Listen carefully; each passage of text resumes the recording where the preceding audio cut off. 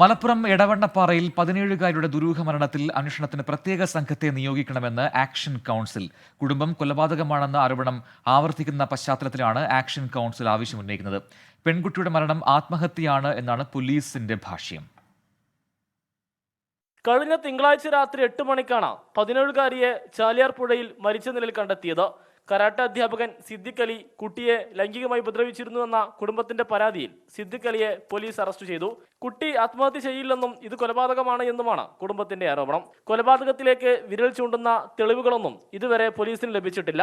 ഈ ഘട്ടത്തിലാണ് പ്രത്യേക സംഘത്തെ രൂപീകരിച്ച് അന്വേഷണം നടത്തണമെന്ന് ആക്ഷൻ കൗൺസിൽ ആവശ്യപ്പെടുന്നത്. അന്വേഷിയുടെ പ്രവർത്തനങ്ങൾ തന്നെ സ്ത്രീ പീഡനങ്ങൾക്കെതിരായിട്ടുള്ള പ്രവർത്തനങ്ങളാണ്. ഇത് അന്വേഷിയുടെ പ്രവർത്തനത്തിന്റെ പരിധിയിൽപ്പെടുന്ന അല്ലെങ്കിൽ അതിന്റെ ഫോക്കസാണ്. അന്വേഷിപ്പോൾ തീർച്ചയായിട്ടും ഇവരെ കൂടെ ഉണ്ടാവും. ഇപ്പം ഞങ്ങളിപ്പോൾ ഇവിടെ വന്ന് ആ കുട്ടി മരിച്ച സ്ഥലമൊക്കെ കണ്ട് ആ വീണ് കിടക്കുന്ന സ്ഥലം അതൊന്നും അവിടെ വീണൊന്നും മരിക്കാനൊന്നും കഴിയുമെന്ന് എനിക്ക് തോന്നുന്നില്ല. കാരണം മുട്ടിന് വരെ വെള്ളമുള്ളൂ.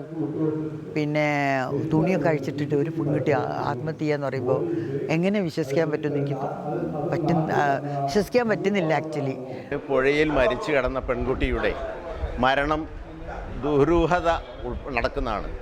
എങ്ങനെയാണ് ഈ കുട്ടി മരിച്ചതെന്നുള്ളത് യാതൊരു തെളിവുമില്ല. പുഴയിൽ ചാടി ആത്മഹത്യ ചെയ്താണെന്നുള്ള വിശ്വാസം നാട്ടുകാർക്കില്ല.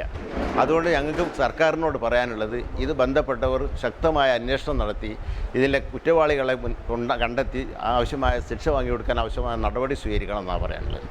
വാഴക്കാട് പോലീസാണ് നിലവിൽ കേസ് അന്വേഷിക്കുന്നത്. കരാട്ടെ പരിശീലനത്തിനെത്തിയ കൂടുതൽ കുട്ടികളെ സിദ്ദിഖ് അലി ലൈംഗിക പീഡനത്തിന് ഇരയാക്കി എന്ന പരാതികളും ഉയരുന്നുണ്ട്.